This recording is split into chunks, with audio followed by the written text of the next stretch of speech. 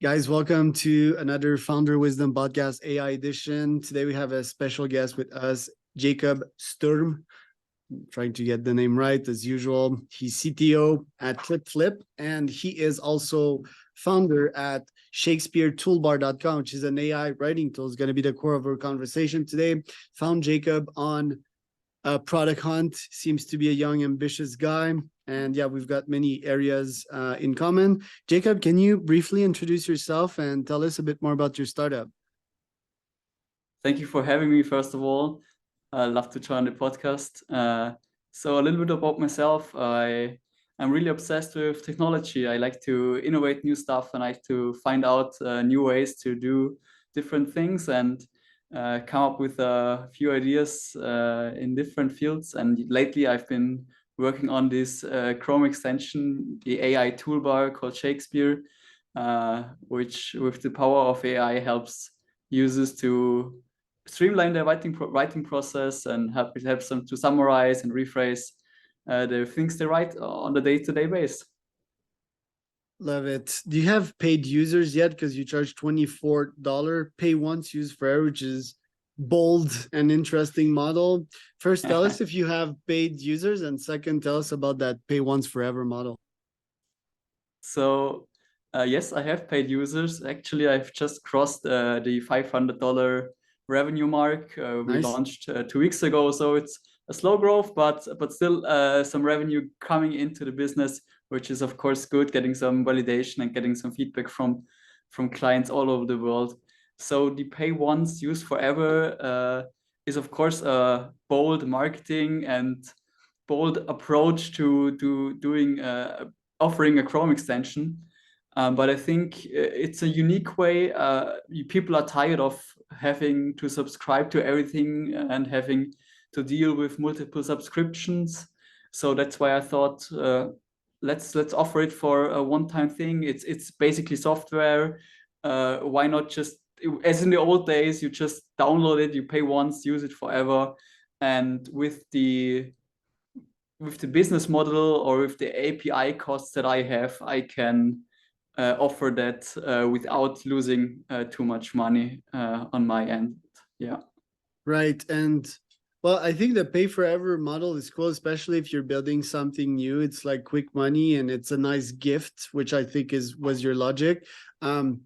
If the app shuts down, for example, do you have in your terms and conditions that, like if you invest for life, well, you also accept that I might shut down and not offer this service to you anymore at some point? Of course, I have that in the terms and conditions that I can shut it off anytime. There is no guarantee. As long as it's in the Chrome Web Store, it will run as soon as I shut it down or the Chrome Web Store shuts it down. There's of course no guarantee that it will continue. Right. Getting in the Chrome store, how hard is it? And is Chrome trying to block out these AI app? Are they like kind of afraid that people will start spamming with it, or is it kind of easy to get in there? So you need to pay a very small fee. I think it's around $10 or something like that to get a Chrome developer account. And after that, there are a few things that you need to write down and to have already, like a website with a clear privacy policy, some terms and conditions. So they validate and check whether you're a real business and whether you seem like a reliable guy.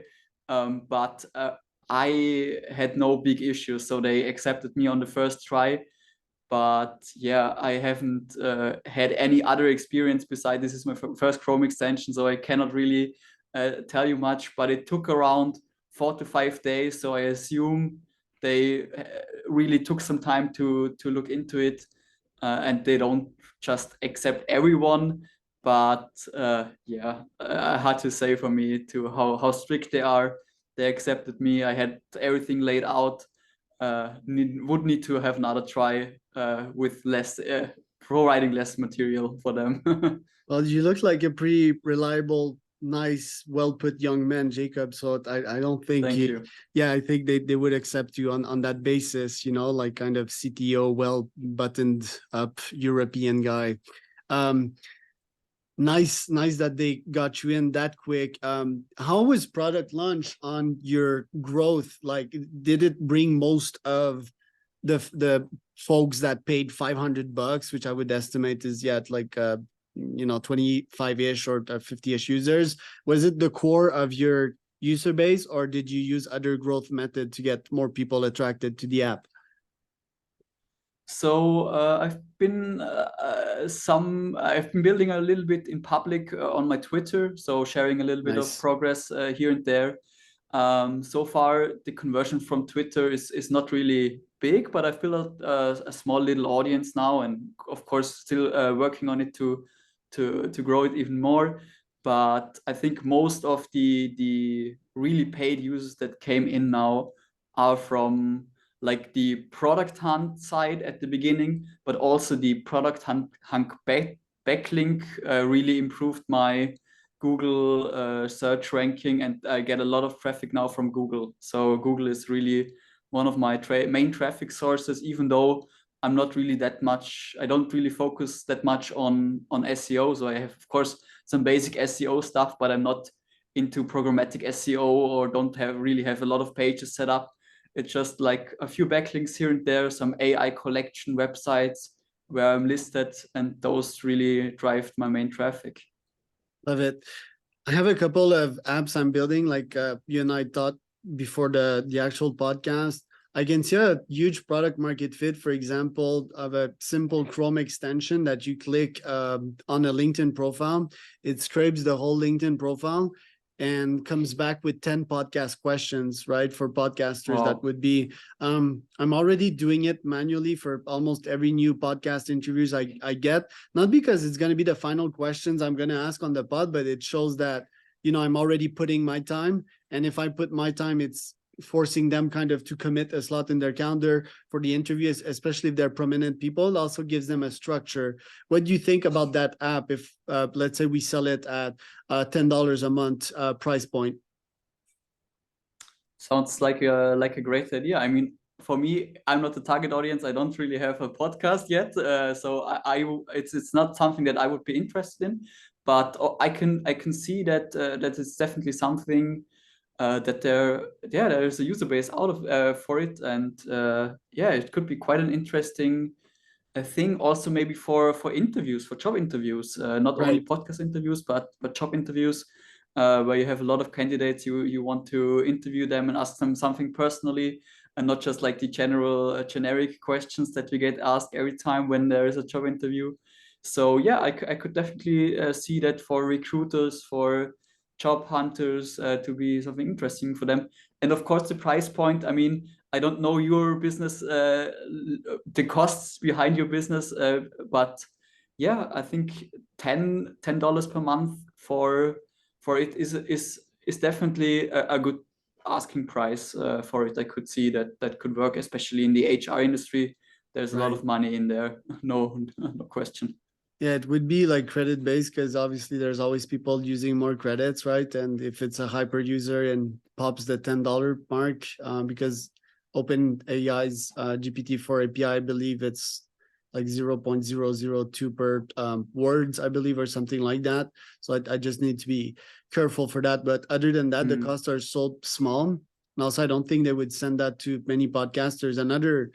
And basically it would be from their LinkedIn, so it would connect with them, saying that with a personalized intro would be nice, and then it would follow up with the 10 questions, for example. I feel that would be a very strong product market fit. Ideally, it could also send an email. What people like about Chrome extensions is their simplicity. The fewest click, the better.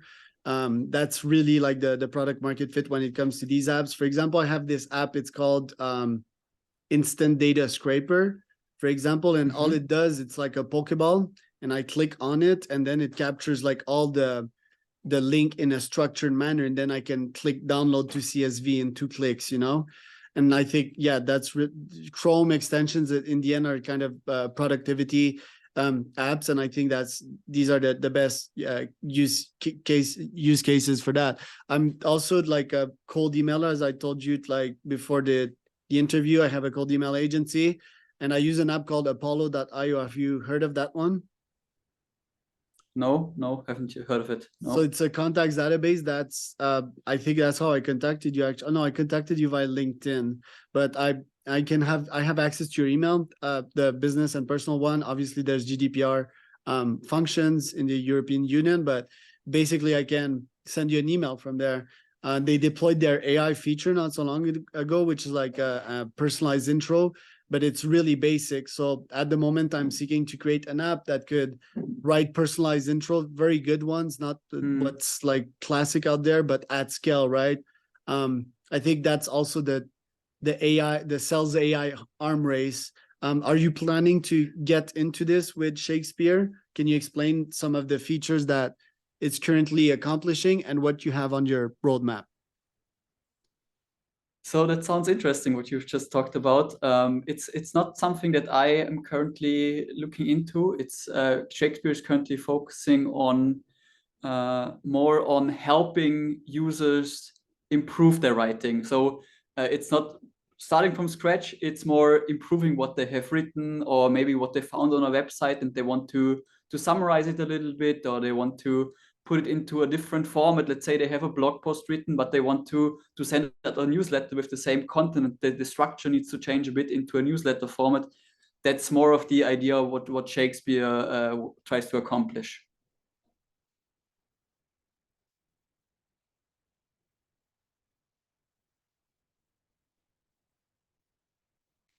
Oops, I'm Sorry, muted. you just timed out. I didn't hear what you said. I'm Right. sorry. Well, I was speaking, but I was on mute. Silly me. So, how long did it take you to build the first beta of the product that you actually launched on Product Hunt? So I would say the core functionalities were done in a few days actually. So that's not too complicated. The Chrome extensions, that's the thing that I love about Chrome extensions, and I think Chrome extensions are really underrated, especially for solo entrepreneurs or indie hackers or however you want to call them. Like building a Chrome extension is one of the easiest things to get out there really, really fast. You don't need to worry about user login and stuff like that. You just put a license key field in there. You can match it up with a payment provider. So without having to build a database, without having to build much infrastructure around it, just building the core functionality in some basic JavaScript, putting in the script on every website, and you're already there. So that's why it took only a few days. And yeah, Chrome extensions are great. So, like, let's say 20 hours total for that first Yeah, prototype. I would say so. Yeah, Huh. yeah, I think that's about right. Yeah, absolutely. That's pretty cool. Yeah, I love the fact that you can deploy so quick and get, I mean, it's obviously less paid than your CTO time at ClipFlip, but I mean, it's still initiation to, you know, the startup world. Would that be like your first entrepreneurial project, or have you done anything resembling that before? So I've been on some different journeys, but this I would say this is my first solo journey now. Yeah. And do you want Yeah. to get fully into that world, or do you still want to keep a job on the side and then have your side hustles? So I love what I do at ClipFlip, and I have a huge part of what we do is based on my feedback and my work. So I'm also partly I own parts of the company. I've built it from the ground up basically. So it's more than a job, but it's good to have the job on my side. And I now it's more about building up more small little side projects on the side to have some additional revenues, to have some passive income on the side. It's nothing I want to fully focus myself on. So it's Shakespeare will always be just a little thing on the side, and try to automate it as much as it's possible. Yeah, that's my goal. Love it. What are your AI predictions? Like, what trends do you foresee happening this year or from 5 years from now? What have you identified as game changing in the AI world? Yeah, the AI space is really interesting, and I'm still between two sides. I'm between the side we will very soon reach the maximum or a limit of what AI can do for us. So it's now, we had a big spike, and soon it will no longer feel like it improves a lot. That's the one opinion that I have. And the other opinion is it will exponentially grow, and everything will, like coding, and will really be taken over by AI. So these are the two sides that I'm not sure which side I'm on, but I could see both sides happening. So it will be exciting to see what it will turn out in the end. Yeah, I mean, there are a lot of trends going on. I mean, Auto GPT is now really exciting and looking really promising, helping a lot. And of course, the AI war in general, with Google, with Bing, with all the players in there, who will come out on the top after a few years, will be, yeah, very exciting to see. So Michael, is he your dad? Yes, he's my dad. Yeah, we've put we've built the company together. How's it to work with your dads? Like, how do you make sure that you don't scream at each other and still keep a nice father and son relationship? Because I've tried working with my dad too, successfully and not so successfully. So yeah, we have a very good relationship. He's focused on the sales part of the project, which I'm not into it. So that's his part of the business. I don't interfere with his part, and he doesn't interfere with the coding and the product idea. So that's what I think helps a lot. Yeah, he's been in the online advertising industry for many years. He knows his stuff. That's a big help for me. He knows, he talks to the customers. He knows what they want. So yeah, I think that's one of the keys to our success, to really keep two separate sites and two separate projects and two separate things. Love it. Well, yeah, nice talking to you today, Jakob. Where can people find out more about you? Yeah, they can follow me on Twitter, Jakob Sturm, like my name, without any points or periods, or just like Jakob Sturm on Twitter. Right. And just to remind the audience of the website, it's Shakespeare toolbar.com. So you can go check out the tools, pretty neat. And yeah, we're wishing the best of performance and success to Jakob.